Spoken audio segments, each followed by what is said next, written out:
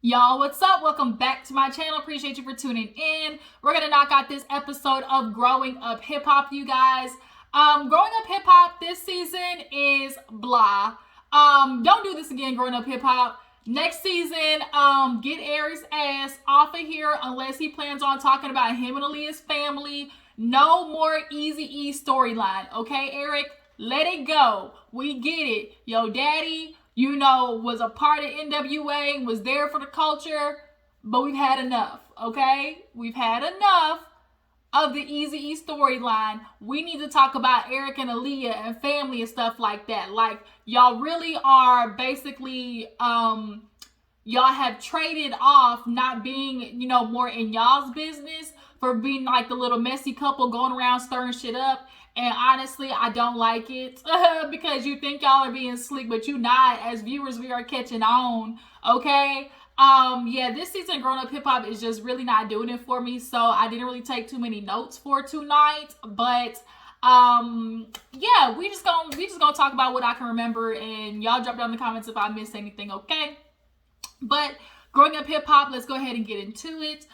We open up with T and Shawn basically, walking down the street, and after marital bliss, he asked her, like, are you happy? We're married. It finally worked out. She was more happy at the reception than she was at the wedding.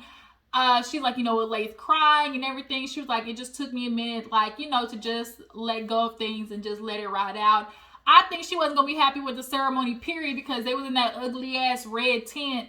I do not understand how for a wedding or whatever, like, you put a red. Ooh, yikes. But yeah, nonetheless, they kind of are just talking about moving forward with the family because Shawn brings up her mom reading what Pepper said at the reception. He was like, did you know she was gonna do that? She was like, no, I had not. Like, why would you even do that? Like, that's just like, read the room, okay? Just know when the appropriate timing is important, and that definitely was not the time to do that. But nonetheless, TT, she said, I had to read it a second time, and I just had to realize, like, Pep was being genuine, and this is the moment for us to just try to get back to normal. And Shawn is really pushing her because he's like, TT, I know you miss your aunt. Like, I know you do. Y'all are all trying to be, stubborn and, strong or whatever. But, like, I know you miss your aunt. And she's like, I do. I wish she had texted me this, before. And then, she possibly could have made the wedding. I just wish this was done sooner. And so she just kind of feels like, yeah, she wants to talk to Pep. But there definitely is a bigger issue at hand with Egypt. As well, and they're going to talk about it later with her mom and Pep when she comes in. But nonetheless, Shawn and TT, they are going for, I guess, 2 kids and an adoption. We'll see how that goes, because once people get married, first I've just started with the way life is going, the way I grew up, the way the community's going, Black people as a whole, the way these niggas is moving out here in the street, like, just life in general, I just am viewing monogamy and marriage and relationships just in a whole totally different light than, what we're taught, growing up. Like, oh, get married and have Cinderella moments, and Prince Charming, all that bullshit they feed us. Yeah, I'm just starting to realize, like, things is not what they seem, okay? Then we got rapper ass niggas like Lil Durk saying the stuff that they do just to remind you why you can't get with these dudes, because, like, they are just slow and stupid. Like, we're gonna talk about that. I'm going off on a rant. We're gonna talk about that in episode of Daily Squeeze. Let's get into back to Grown Up Hip Hop. But nonetheless, they gonna get married. Let's hope it works out for them. I'm not holding my breath, honestly, for TT and Shawn. Sorry, not sorry. Moving on. So new couple alert. What's TT's cousin Chris and Briana? They was over there all goo goo gaga and cooking and everything. And I'm not gonna lie, I saw a little in Chris. I saw a little girl. I saw a little girl in Chris. Am I tripping? I know I ain't tripping. I ain't the only one who saw the way he was holding that glass. I ain't gonna lie. But you know, some dudes just like, you know, I was thinking like, oh, Briana the Beard. Like, is that what this is getting ready to be? But I don't want to jump that out. I'm just saying, I just saw a little bit of more energy. That's all I'm saying. But as of right now, they look cute. Clearly they was effing with each other at the wedding. They've been chit-chatting, and now Briana feels like she's in a little sticky situation because it's like, okay, me and Chris do kind of become an item, you know, me and Egypt got into it, me and Pepa got into it, you know, her and Tita are cool, but it's just kind of like, ooh, how am I going to join in on the family? And Chris basically told her, look, I want you and Pepa, you know, to mend things because, you know, that's my auntie. And if y'all gonna be, you know, the women of my lives, like, you know, y'all ain't gotta like each other, but, you know, just be cordial. Y'all be able to be in a room and, you know, not pop off. You know, Briana once said Briana loves the idea of love. You can tell she loves the idea of, what's the word? Like having, like a companion, not necessarily like a partner for life, but she likes the idea of, you know, companionship and just like that love aspect of it. The only problem is, Briana, you got a lot of unhealed trauma that you definitely need to get figured out before you have any relationships that can actually truly flourish. I'm not going to sit here and act like I ain't been seeing your detrimental self-sabotagery ways, you know, through all these seasons of growing up hip-hop. And the way you broke down a couple episodes back, bitch, you need help. You need a Yanla. And if you do want this stuff to work out with Chris, because he looked like he got some demons too. You know, I mean, he a black man in America. Of course he got demons. But y'all are just gonna clash once all the honeymoon phase shit wears off. It's gonna be a battle, you know, of the bulls for sure with them. I can just tell. Especially with the way they be drinking together. Okay, Whitney and Bobby. But yeah, so they two, as of right now, they're cute. He loved bombing her, and that's what got me concerned too, because he rushing. They are going, you know, full speed ahead with no remorse. Okay. But moving on. Speaking of somebody in love and struggling, JoJo and Tanice, they basically have been, you know, on the rocks, a little shaky out here in these streets. Tanice had her second baby, and JoJo was being insensitive. He was being an asshole. He wasn't being considerate of what she was going through. All I heard JoJo was me, like a lot of you niggas do, forgetting that, oh my God, I have 2 kids to take care of. I have a house to clean. I have, you know, food to cook. I have dishes to wash. And y'all dudes don't be helping. And then y'all do one time and you feel like, oh, that makes up for the whole week. Oh, I vacuumed the floor. But nigga, you vacuumed the floor first time in how many weeks? Like, y'all do stuff and think like that just covers everything. And that's definitely what JoJo is doing. She's dealing with postpartum. She's telling you, I don't feel confident in my body. And you just let that just go whew, over your head, JoJo. But he wanted to do something for her. So he set up this nice little lavish dinner and whatnot. You know, with the scrimps and strawberries and the steak filet mignon. Filet mignon. How do you like Joanna Man? That is my movie. One of my favorite, you know, black classics is Joanna Man. Country got you crazy. Oh, 5, 3, 4, 7. Yeah, Joanna Man.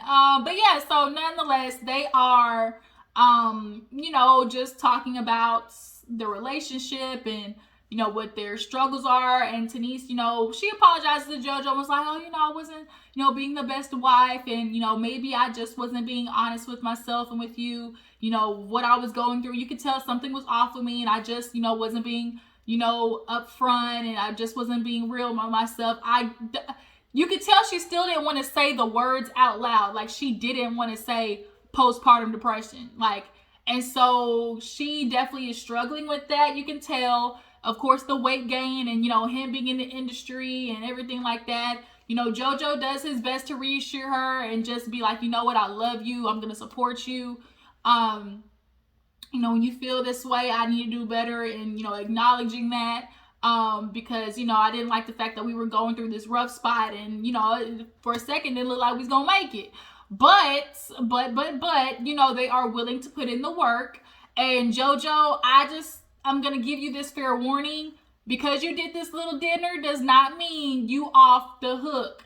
Like, you dudes feel like, oh, if I take her a trip, or if I get her some jewelry, or I give her some gifts and these little lavish dates and stuff, like, that's cool. Like, women, yes, we do like that, but, or, most women, especially people with families, like, yeah, that's nice and all, but nigga, help me wash these dishes. Like, JoJo, your effort and what she's truly looking for, yes, all this stuff is good, but she wants a partner. Like, she needs somebody who's gonna vacuum the floor, sleep with her, sweep for her when you see she's tired, or you come home, you might see the dishes in the sink and you feel like, what the you did all day, nigga. She was with your kids and she was depressed and didn't feel like getting up doing them. How about you do the shit? Like, y'all take women not necessarily doing things that you figure are a woman's job, and the minute like she starts slacking on it, it's like you not being a good wife. Or it's like, how about you check on your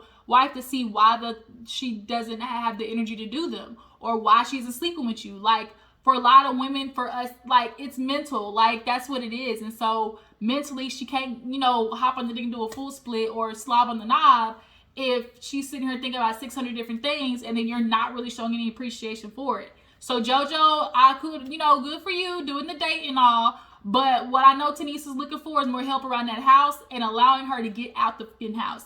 You ain't got to be at the studio all goddamn long, JoJo. Like, you don't.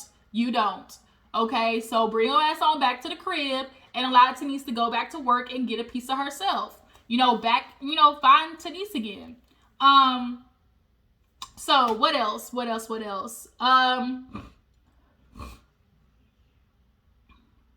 Oh, the little scene with Lil Twist. He went on a date with Lil, Kimchi.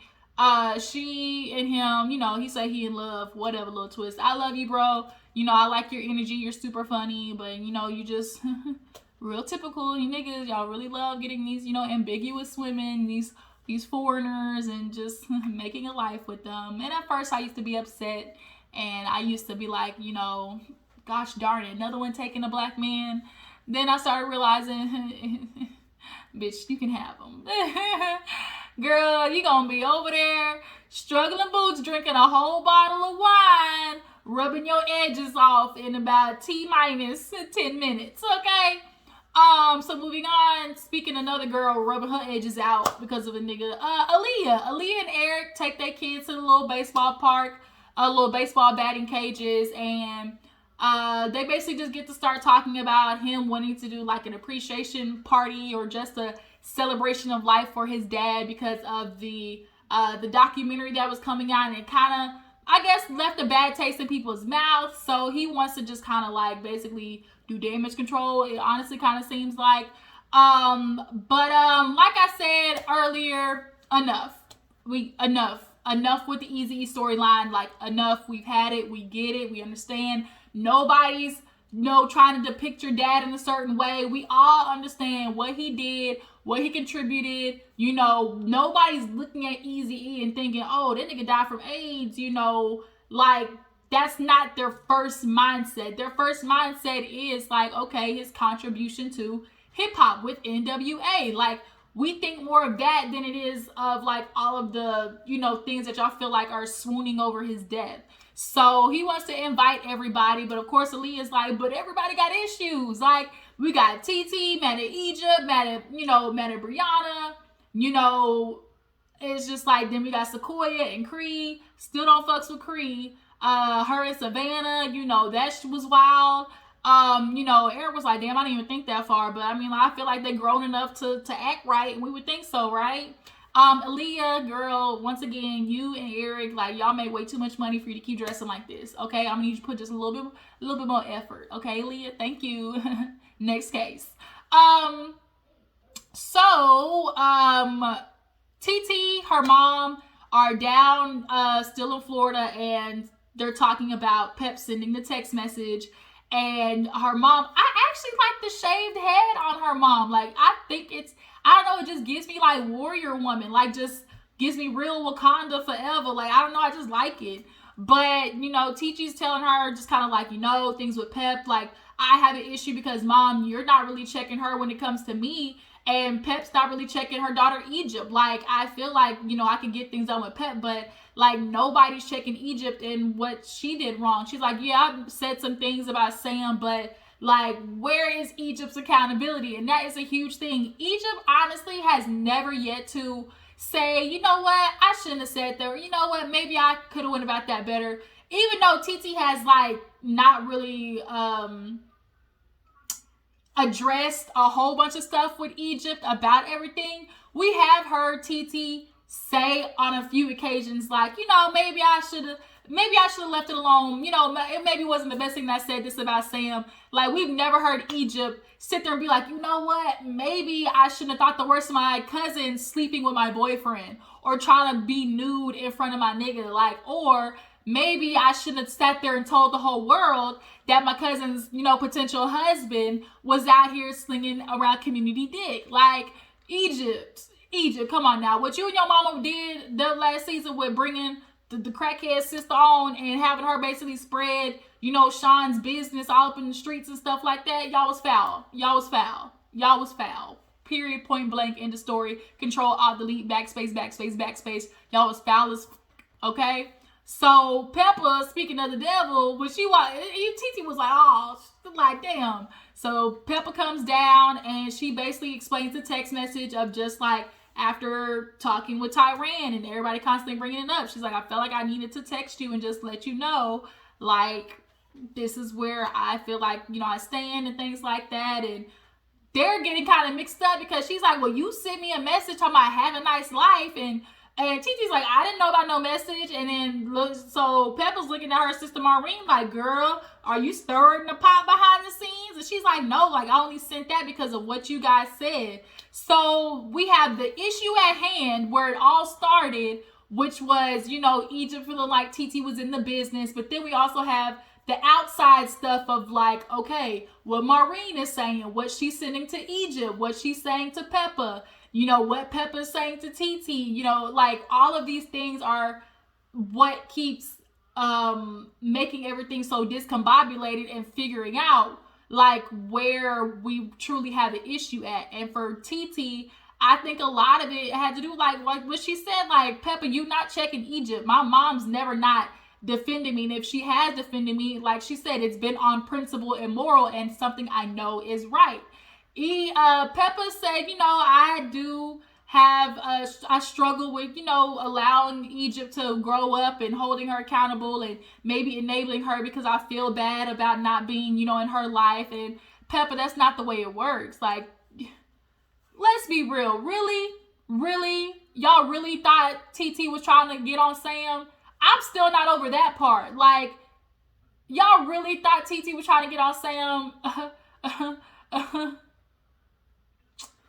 Okay. And so basically Maureen's like, well, I would love to talk to Egypt. But she's like, yeah, you can do that. And she's like, no.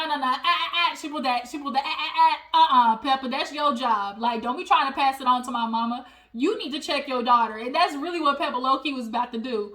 Cause she didn't want it to, like, cause she knows Egypt's gonna look at her like, Mom, like, why are you not defending me? And like, she don't want that. No, Pepa, talk to your daughter. And they was looking at her like, Pepa. She's like, I promise I'm gonna do it. And they like, Pepa. She's like, I promise. Okay, bitch.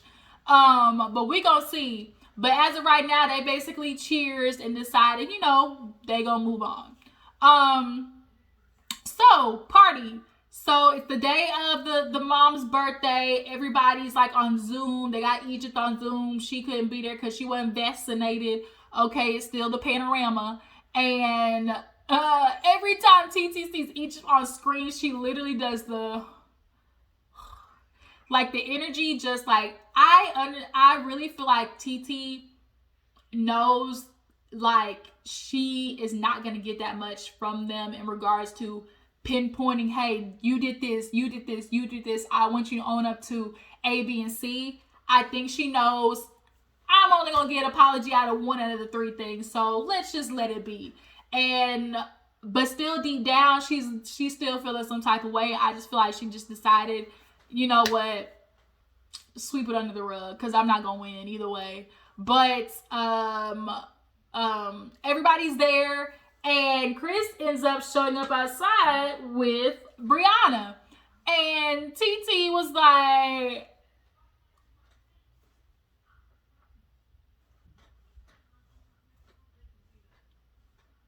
y'all fucking like what is this? Like Smokey, what is this? Yeah, so Bree was basically like, yeah, and so Chris was like, yeah, we going the long way. This is 100. So she was like, okay. So she was like, I guess. And so basically they walk in together, and Pepa was kind of like dumbfounded. So Bree was lit. I knew Bree was high and drunk. She was crossfaded in a bit, okay? But she goes in, and Chris is like, hey, everybody, got his arm all around her and stuff. And Pep was like, okay. And so they're outside, and, you know, she starts talking to Pep, basically. You know, Chris wants them to talk and everything. And basically, Bree tried to kill it. Like, look, I don't want an issue with you. I don't want to have an issue with Egypt. You know, I have my best interests out for her. I don't fuck with Sam, but, you know, I'm going to let it be. You know, I do realize maybe I can make some jokes that can be a little insensitive. And so, you know, I can take that part. And so Pep, honestly, the whole time was just kind of like, right, okay. She was just so dumbfounded by Chris and her being together. I feel like she was just like, okay. But they end up hugging it out, and basically, like, Peppa was wondering the same thing. Like, how serious are you? She's like, girl, I'm going to be a Denton. He done met my grandfather. They even like him already. They never liked nobody. He's like, girl, yeah, I mean, I brought her here. Like, you know, we for real, for real. So Peppa's like, girl, being a Denton. And the way she's looking at Chris, like, I really feel like she know Brianna's about to be in for with a rough one for Chris. Because Chris looks like the love bomb, then ghost the fuck out of you type. Like, I don't know why, but he just looks like that. Because, yeah, you want to be serious, but then when Brianna starts, you know, having these requirements of men, you know, they hate that part. When you start actually looking at for them to fulfill the requirements that they done told you about that they was gonna do, they start looking like, what? What, me? Yeah, then they ghost that ass. So, Brianna, I'm praying for you, girl, boo-boo. But basically, they made up, and they gonna, you know, try to be better moving forward. And that's where the episode ended, y'all. Growing Up Hip Hop hasn't really been doing that much, so it just is what it is. But I'll be back to talk about some mess, all the gossip and tea that's been on the gram and stuff like that. So y'all follow both of my Instagram accounts. Make sure to follow my Twitter, tag, post, share, all the good stuff, and I will see you later. Deuces.